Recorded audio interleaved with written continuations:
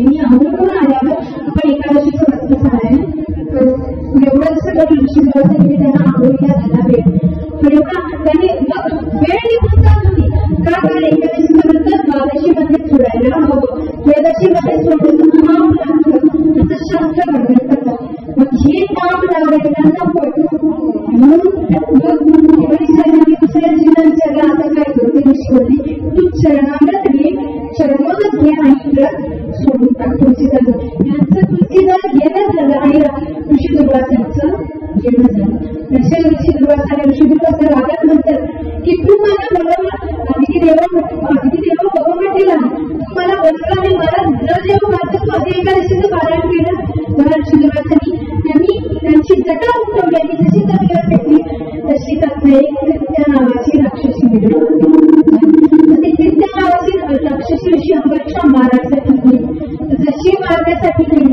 असं म्हटलेलं आहे की प्रभूंच्या भक्ताचं वरक्षण प्रभू स्वतः करतात मग तसे ऋषी म्हणजे ऋषी दुर्वासाला ती मारायला गेली आणि तसे सुदर्शन चक्र प्रकट झाले तर सुदर्शन चक्र प्रकट झाले आणि सुदर्शन चक्रांनी त्या त्याला जागी जाऊन मग सुदर्शन लागले ऋषी दुर्वासाच्या मागे ऋषी दुर्वासांना मागायला ऋषी दुर्वासांना मारायला ते मागे लागले ऋषी दुर्वासा गेले ब्रह्मलोकामध्ये ब्रह्माजी म्हणले मी आधीच म्हातारा आहे तू माझ्याकडे येऊ शकतो माझं आधीच आयुष्य कमी तू माझ्याकडे नाही तुझं रक्षण करणार चक्र तुझ्यासोबत मलाही मारणार तुझा ते पुढे गेले जसे शिवलोकात गेले शिवलोकात गेला शिवजी म्हणतात की तू माझ्या इष्टांचा अपमान केला आणि त्यांचं लक्ष ज्यांनी माझ्या इष्टांच्या भक्ताचा अपमान केला त्याचं रक्षण मी करू शकणार नाही मग तिथूनही गेले विष्णुलोकात गेले जसे विष्णुलोकात गेल्यावर विष्णुलोकात प्रभूंना म्हणतात की प्रभू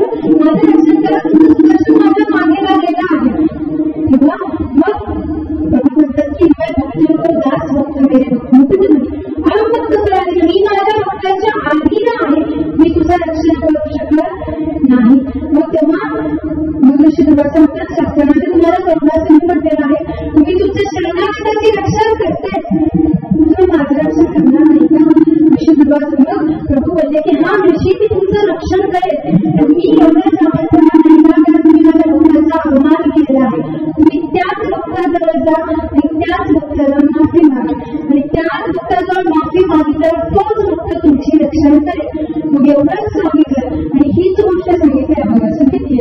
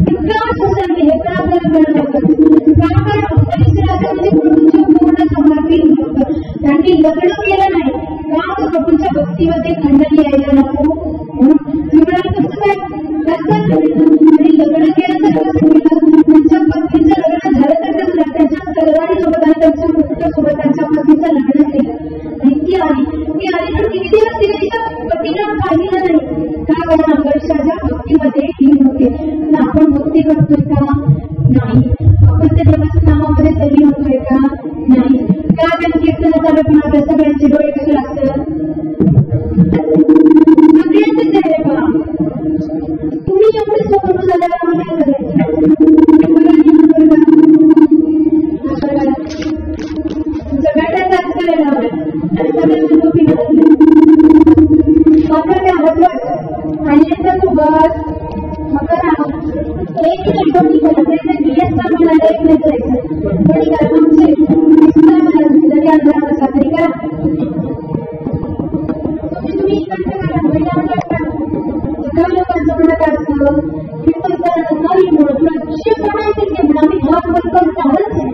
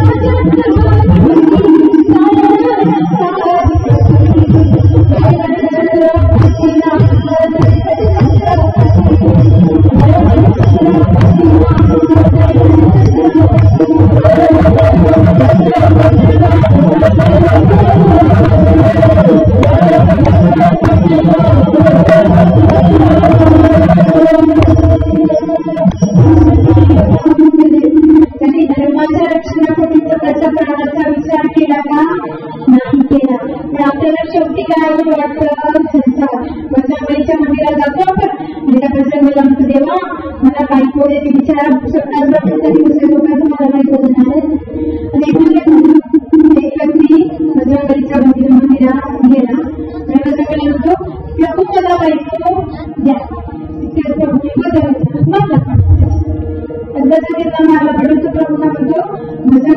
का मारला माझ्या पाठी. तेव्हा सुनबाई म्हणतात, मी संत ब्रह्मचारी आहे, मी तुला कशी बाईकडे येणार, प्रभू श्रीरामांकडे जाते, तुला देतील. मग तो प्रभू श्रीरामांकडे गेला. पुन्हा म्हणला, प्रभू मला बायको द्या. मी कदाच म्हटलं त्याला बायको दिली. त्याचं लग्न झालं. तर लग्न झाल्यावर हा तिला घेऊन गेला कुंभमेळा.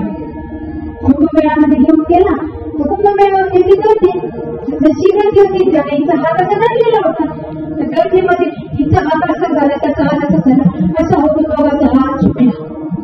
ती हरकली. तो परत प्रभू श्रीरामांकडे आला.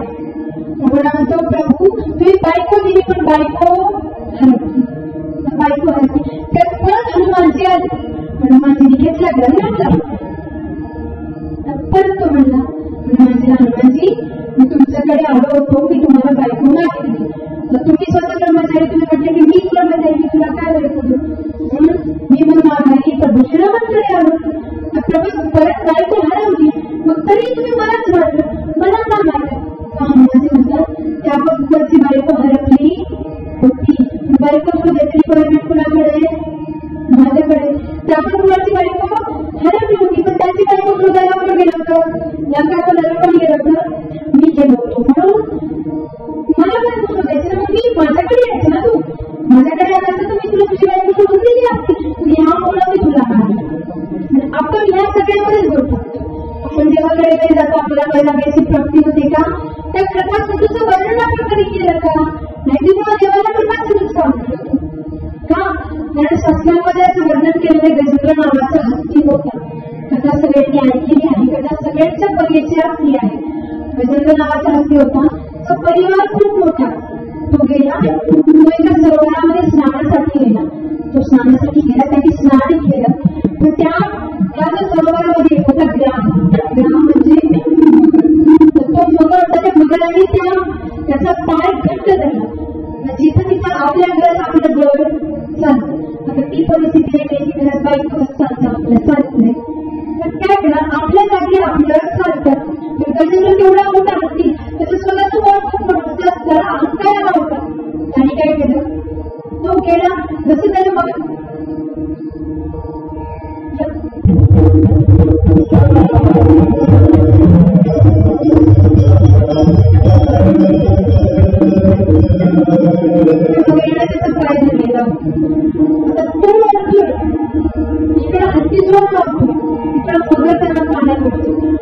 सगळे परिवार मध्ये त्याच्या बायका, त्याचे लेकरं, हजारो बायका, हजारो लेकरं गजेंद्राचे.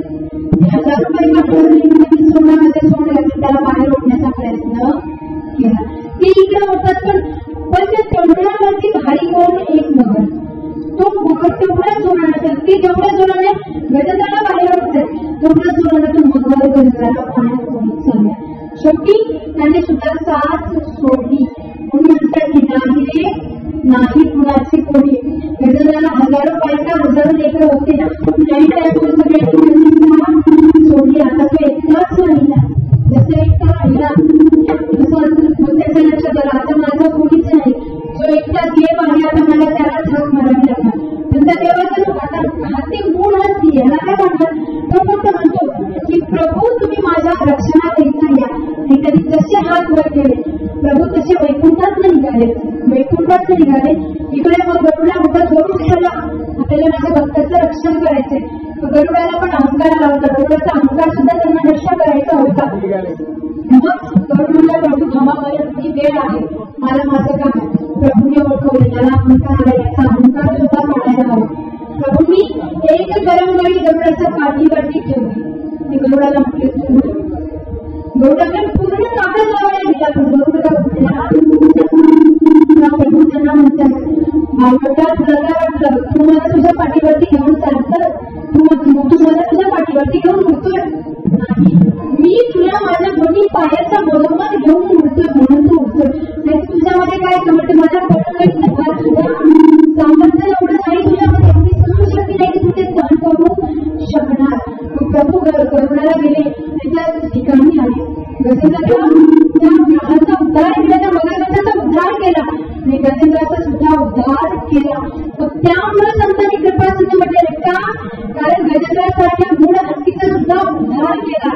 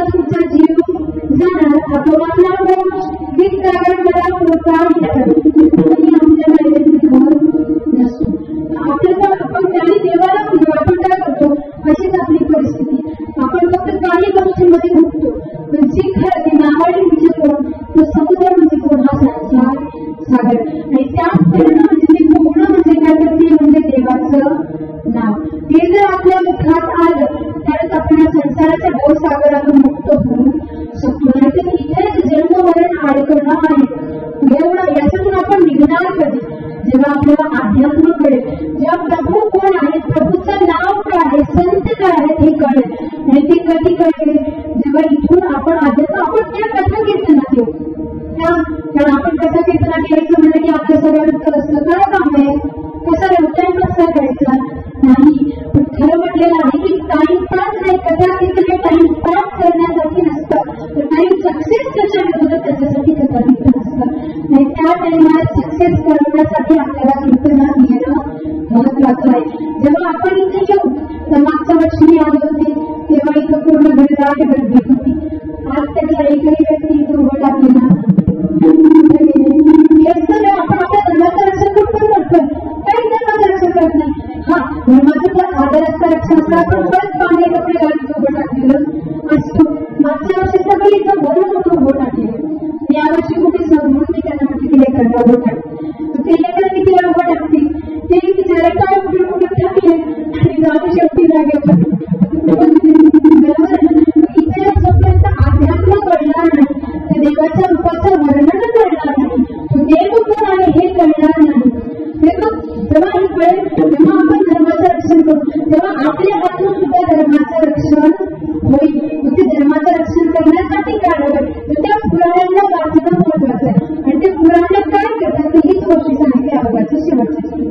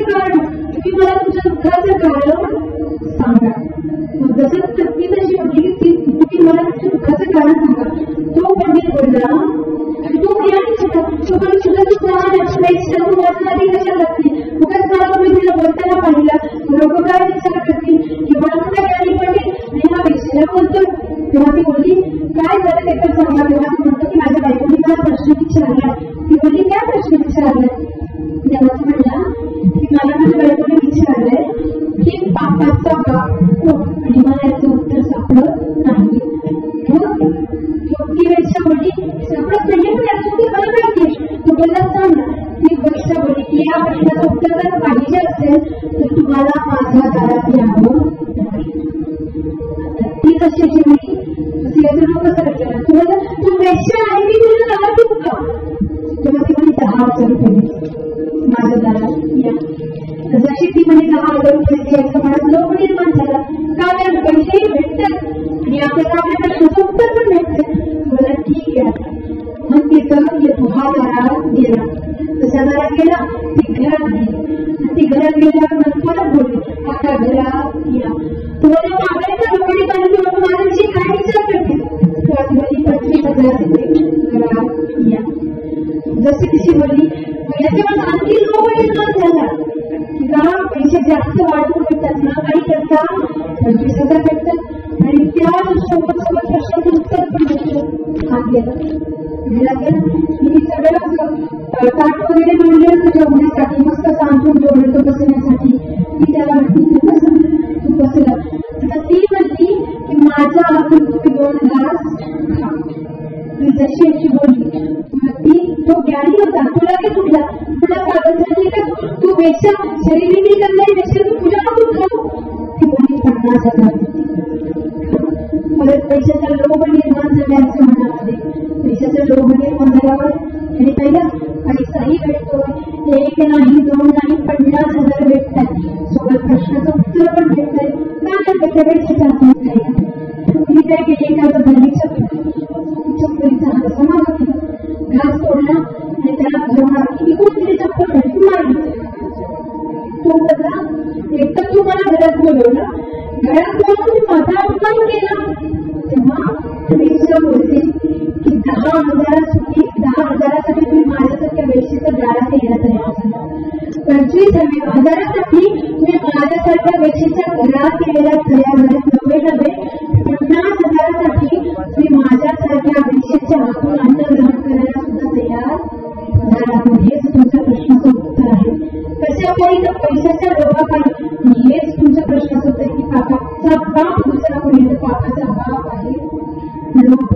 आणि हाच लोभ आपल्याला देवापासून लाभ करतो. आपल्याला काय काम करतो? आपल्याला याची कोणी लागली ना, आपल्याला पैसा दिसतो, आपल्याला देव कसा गोड वाटेल, आपल्याला असं देव काय देणार आहे मला काय बसल्या जागी देतो का? ते देतो. देव म्हणतो तू जागीच बसतो, तुला जागीच भरपण्याचं काम करतो. तू पूर्ण समर्पित होऊन फक्त माझ्यासाठी बसून आपण त्याच्यासाठी बसायला तयार नाही. का तर आपल्याला हे सगळं सुंदर वाटायला तयार झाले ना. पण मला तुला जगात सगळ्यात सुंदर काय आता तरी बोला संपत नाही. आता तरी बोला तुम्हाला काय वाटतं? जगात सगळ्यात सुंदर काय? कृष्ण काय वाटतं तुम्हाला? जगात सगळ्यात सुंदर काय आहे? तुम्ही कमी बोला, तुम्ही कमी एकच सुंदर झाला देवाकडे गेला आणि त्याला विचारलं तू अख्खा आमच्या संसारात झाला बसून, मग एवढ्या वर्षातून संसारात झालं तू आता सगळं संसार पाहिलेला आहे, मग मला सांग की जगात सगळ्यात सुंदर काय काय? त्याच्या व्यक्तीला किती सुंदर उत्तर दिलं. तो व्यक्ती बोलला की देवा अख्खं आयुष्य त्याला सोडून पुन्हा एका व्यक्तीच्या एका मिनिटासाठी आणि आज तो दिवस आहे या सगळी लोक माझ्या जवळ बसलेली आहेत, कोणी साथ द्यायला तयार नव्हतं मला. आणि आज तो दिवस आहे की मला खालीची खाली किती जात आहे. एक गिफ्ट द्यायला तयार नव्हतं कुणी मला. आणि आज तो दिवस आहे की सगळी हरची हार मला भेटली आहे. हरची हार लोक घेऊन जवळ येतच माझ्या जवळ लोक. काच जेव्हा मला माहिती असते की मृत्यू किती सुंदर असते तर मी आयुष्य जगण्यात भागवले नसतं. जगात सगळ्यात सुंदर मृत्यू आहे का? कारण ती मृत्यू आपल्याला देवाशी भेटवते म्हणून तिच्या इतकं सुंदर कुणी नाही. मग ती देव नेता आहे तर तुकोबराने म्हणते की तुका म्हणजे तुझं वर्णिती पुराणे पुराणे त्याचं वर्णन करतात. एवढा सुंदर तो देव आहे आणि अशा देवाचं वर्णन करण्याची केलं शेवटी ती मृत्यू आपल्याला देवाची भेटवती आहे. मग त्या मृत्यू इतकं सुंदर जगामध्ये काय असणार आहे? तर त्या मृत्यूला आपण कधी गोड म्हणले का? किती जणांना वाटतं की आपण स्वर्गात जाऊ? किती जणांना वाटतं? हात वर करा. किती जणांना वाटतं स्वर्गात जावं?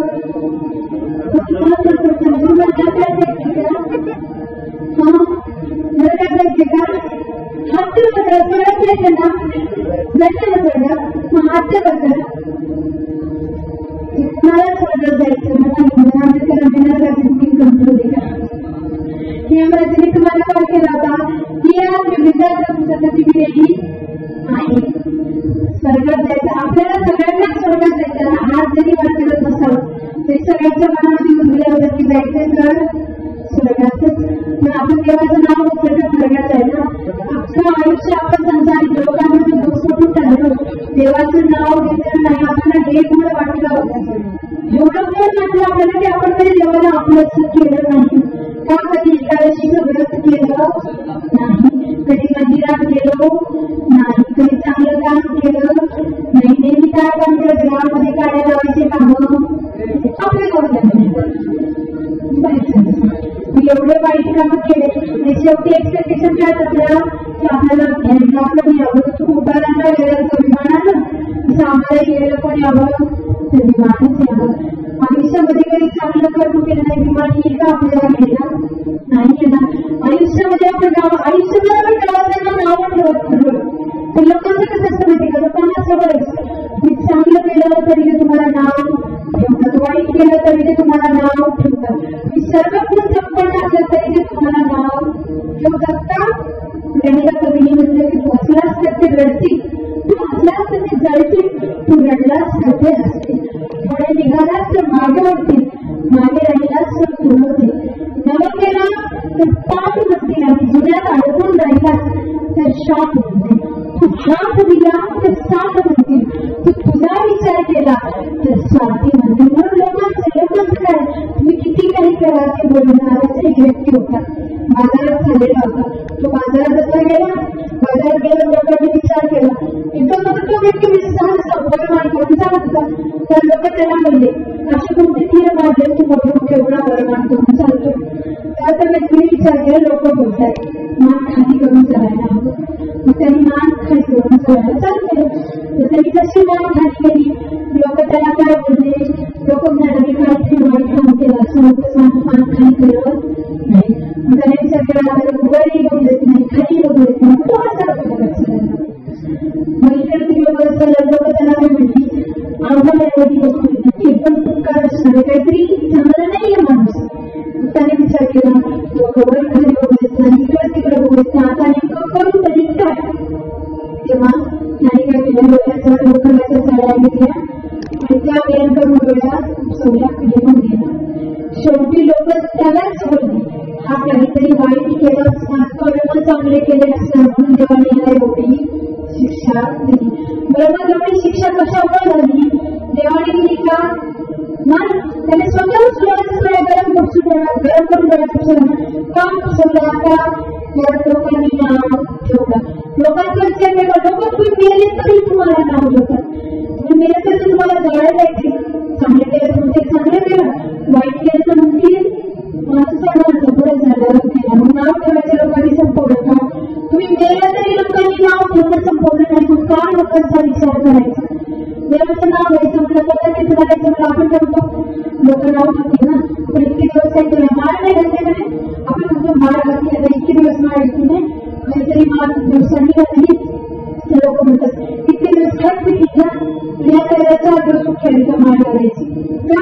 ती माळ तुम्ही सगळं सोडलं म्हणजे तर माळ घालणं असं नाही, तुम्ही खात्री केलं तरी माळ घालणं महत्वाचं आहे. का कारण ती माळ त्याच्यासाठी वाईट गोष्टींपासून तुम्हाला दूर करावं ह्यासाठी ती माळ.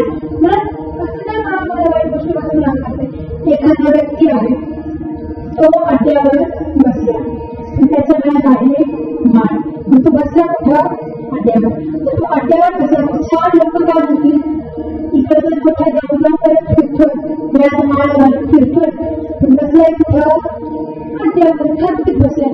मग ती माळ घालण्याचा प्रभाव काय पडतो, प्रभाव हा पडतो की चार लोक आपल्याला बोलतात. त्या माळीच्या पण आपल्याला भीती वाटते की हा मी माळ घातली लोक मला बोलतील, आणि त्यासाठी आपण या सगळ्या गोष्टीपासून दूर होत जातो, म्हणजे वाईट गोष्टीपासून आपण लांब होत जातो. असं अर्थ नाही की खातापितामध्ये माळ घालायची, माळ घालायची, माळ आपोआप तुम्हाला त्या वाईट गोष्टीपासून लांब करते. मग हे कीर्तन कथा आहे त्याच्यासाठी तुम्हाला चांगल्या गोष्टी कराव्या, चांगल्या मार्गाला लागावं. चांगला मार्ग भेटतो कुठून, तो अध्यात्मापासून भेटतो. आणि शेवटी वर्णन कुठे येतं, प्रभूचं वर्णन पूर्ण देवाने प्रभूचं वर्णन प्रणाली केलंय आणि कृपा सिद्धी म्हटलेलं आहे.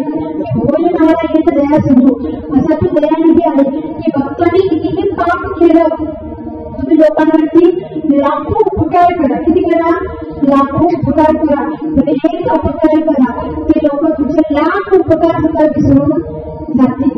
लोकांना तुमचं चांगलं बघायला जात नाही, तुम्ही त्याच्यासोबत किती चांगले करा, लाख वेळा तुम्ही त्याचं चांगलं करा, पण एक वेळा वाईट करा, ते तुमचे उपकार लाख उपकार विसरून जाते, पण एक अपकार जातील.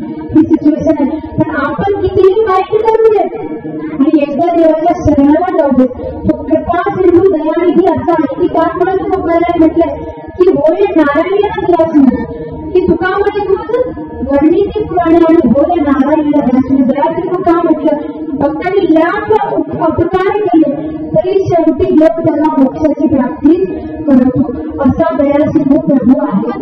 अशा सरळ सरळ अर्थाचा अनुभव मी तुमच्या पुढे मांडण्याचा प्रयत्न केला. बोलता बोलता काही चूक निघालं असेल तर ते माझ्या बुद्धीचे दोष समजून मला माफ करा. जे काही चांगलं करू शकले ते माझ्या गुरुदेवांची कृपा, गुरुदेवांचे आशीर्वाद, आई वडिलांची कृपा, झालेली सेवा आई वडिलांच्या चरणी, गुरुदेवांच्या चरणी समर्पित करते आणि सेवेला इथेच पुन्हा त्यावेळी सगळ्यांनी हात जोडून काढला.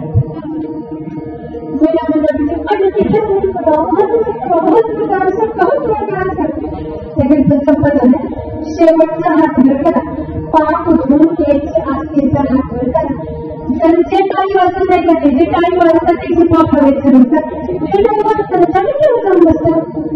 असं लोकांचे पाप कशाला घेतो, आपल्याला घेऊन होत नाही. देवासाठी टाळीवर सगळे लवकर करा. कृष्णाकडे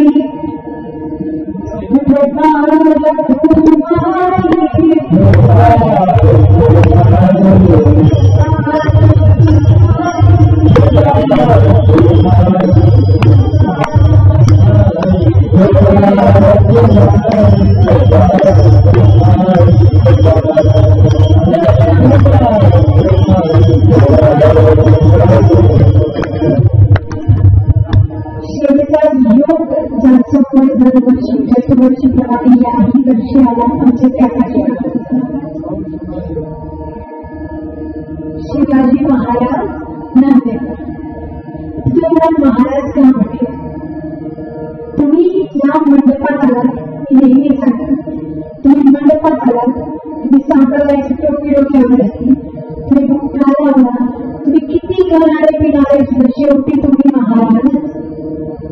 कारण तुमचं नाव आपले हरिभक्त करायला लागणारच. का? कारण यादी आहे लहान थोडं यादी भरत्या नारी करा.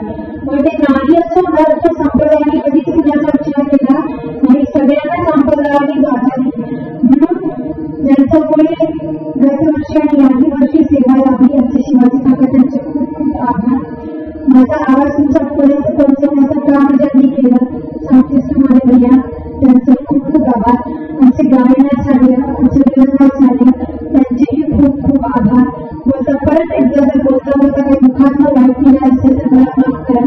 काका बुद्धीचे वर्ष असतात, बालक बोले गोबडी वाचा, शिवपुरी समर्पित वाचा, वेगळ्याचे बोबडेवर आई वडिलांनी गोड करून घ्यायचे असतात. म्हणून तुमची मुलगी म्हणून तुमची बहीण समजून माझी काही चूक बोल जर गेले असतील तर त्यासाठी मला माफ करा. परत एकदा झालेली सेवा आई वडिलांच्या चरणी आणि गुरुदेवांच्या चरणी समर्पित करते आणि सेवेला इथेच पूर्ण